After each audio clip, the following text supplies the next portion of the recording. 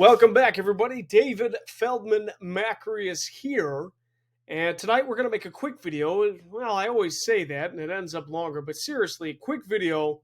Let's look at targeting, meaning location targeting to help you sell more cars with Google, specifically Google Ads. Now, I had a conversation with one of my clients about 3 or 4 days ago, and it was about one of the individual campaigns. Time to time, I like to look at certain metrics that lead me to discussions on what areas we're targeting, right? So with this is how this played out. I'm looking at a last 30 days or whatever this is. And one thing I noticed about the campaign in question is that our impression share is less than 10%, meaning we're not even getting any auction insights. For anybody that's been following me, I look at auction insights quite frequently. If you don't know what that is, it's basically tells you who's in your competitive set. And really, that only looks at a couple of different things. It's triggered by your keywords, and it's also triggered by what network you're on, plus it's triggered by the locations that you're targeting. And I think the locations that you're targeting is one of the biggest factors. So when I was going through the statistics with this dealer and we saw less than 10%, the natural inclination for them was to go, hey, wait a minute, why is it less than 10%? We're only capturing less than 10% of the market share. Well, there's two main things you want to look at. It's A, the keywords, and B, the settings, really the location targeting. Especially for a search campaign, there's not a lot of other configurations you want to look at unless you're doing audiences and things like that. But I want to gear it towards the location settings. So we know we're competing with some big dogs with these keywords, but we knew that already. And in other accounts, I've seen a larger radius in the same metro with a higher impression share for these types of keywords. So it makes me think, okay, how do I actually help this store get more saturation? Because here's where it goes into selling more cars. If we get more saturation, meaning the piece of the pie, impression share, that's like if there's 1,000 searches in the market and I have 30% impression share, I'm out there for 300 of those 1,000 searches. I pop up. So if we have 38 meaningful conversions and we need to capture more conversions, one of the vanity metrics that we look at is impression share. Where do we show up as far as the competition, right? And that's how we sell more cars. So if we're backtracking, what are the factors that lead into impression share? Well, I just said keywords, which we already know are competitive, but we should be reaching a higher impression share for those specific keywords. So the natural thing to look at is the actual locations. And I'm going to show you that right now. All right, so I just clicked into that campaign. I'm looking at settings. And how the locations are set up is we have a targeted location search. It's typically what we do is start with a mileage radius around the store. And then depending upon what the store's goals are, what the impression share is, what the competitors are doing, we fine tune from there using the data that we get.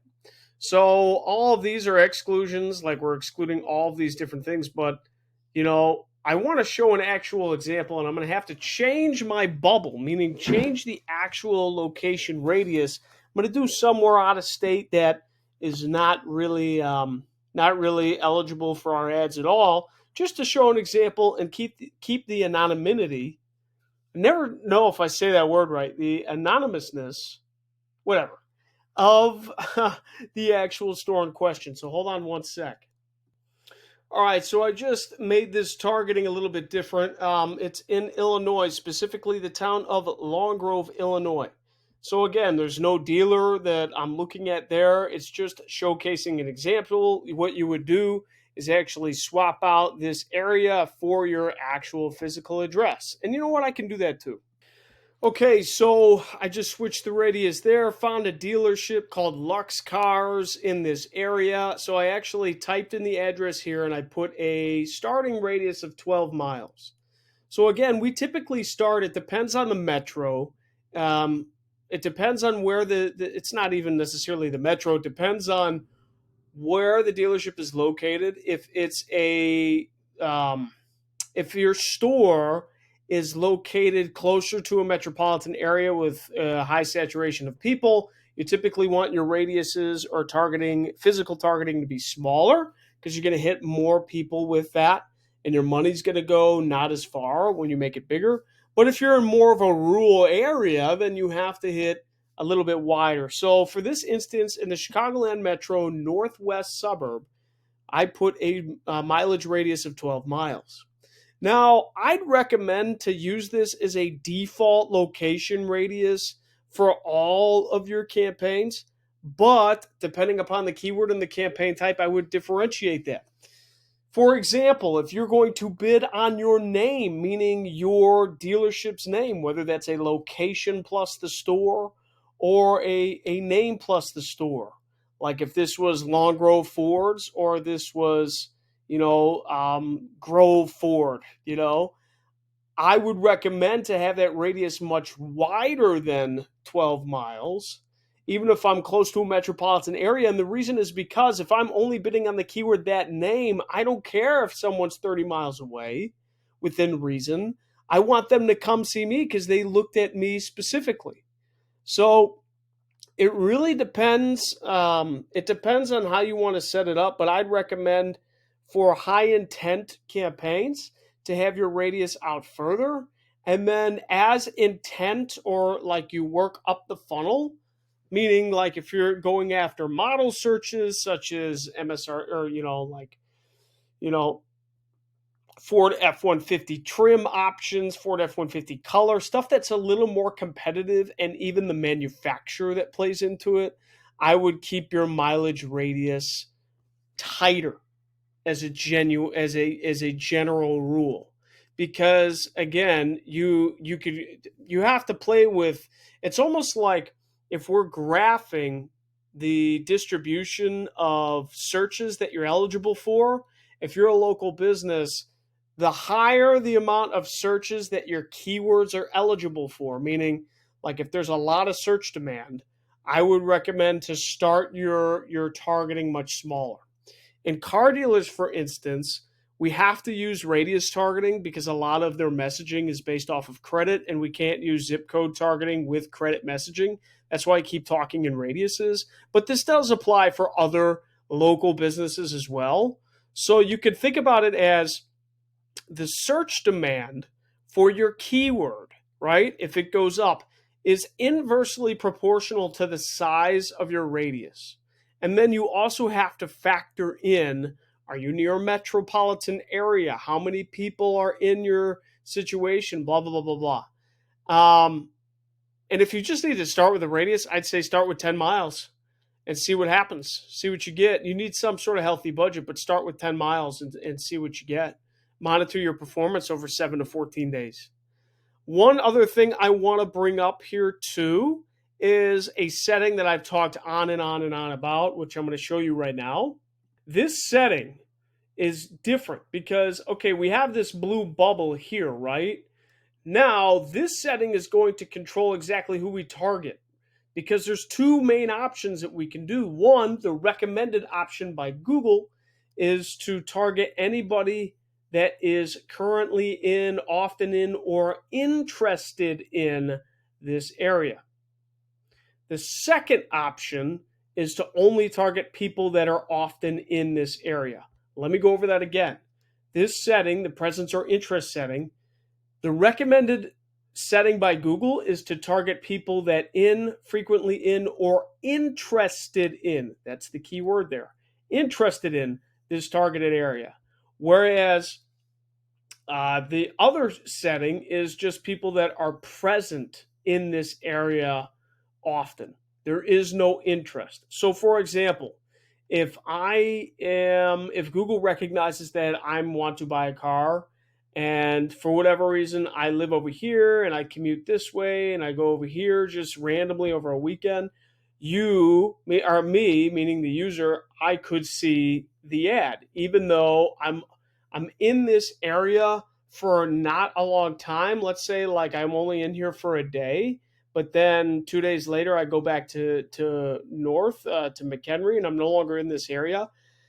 Even though my bubble is here, I might still see an ad if I type in a relevant keyword to that search. That's a form of interest. Or let's say we live in Crystal Lake and we type in Buffalo Grove Ford dealer. Even though I'm not in the area, I've shown interest in this area and an ad will pop up for me. And that's why Google makes the claim to, that it's recommended. Let me show you now. Okay, I just backed out of here and then I clicked this toggle location options and it shows you what I'm talking about. The presence or interest, people regularly in or have shown interest in your targeted locations. Note that Google shows recommended here. Or presence, people in or regularly in your targeted locations. What I would recommend is actually a little bit different than this example. I'd recommend to start here, presence, people in or regularly in your targeted locations, because then you're going to saturate that area that you want. We're using presence or interest because of a very specific instance, and we're testing this out in this campaign. But I've already had this discussion with this dealer saying exactly what I'm saying to you guys. So even though that's a little bit different than what I would recommend, still I would say start here, get enough saturation, get enough conversions, show a good impression share, and then once we do that, start going further out, right? Start going further out, and you can either expand your radius to do that or toggle this setting to see what happens. And everything you just have to test, monitor, and give enough time. So to recap, the two things that are going to help you sell more cars with Google, specifically related to location targeting. One, have your keywords, their search demand should be inversely related to the size of your targeting. Meaning, if your search demand, let's say one of your keywords is Ford, and that has a lot of search demand, it's very high on Google Trends. That's one way to evaluate your search demand. I would keep the radius targeting really small with that. Versus if you had a keyword that's very long tail, like Ford dealer near me that sells black F-150 Raptors. Okay, that's a very long tail keyword. There's going to be a lot less searches popping up for that keyword. So then instead of having a small radius, I can actually make my radius much larger. A good benchmark is to start with 10 to 12 miles. And you can even go to 15. Again, it depends on how close you are to a metro and a metropolitan city area, or how rural you are. That also plays a factor. And then, so that's one. And then two is play with these toggled settings. But then again, to start, and if you don't have saturation yet, unless you have a specific circumstance like I'm showing you now, go to presence, people in or regularly in your targeted locations. Guys, that is it. Hopefully this provided some value to you. This, again, was how to sell more cars using Google Ads, specifically about location targeting. Let me know in the comments what you think. I'd be happy to make more videos about this. There's so many things and levers we can tweak and push, and it's really just knowing where to go to have the best success. Thank you so much. Stay tuned, and I'll see you next time.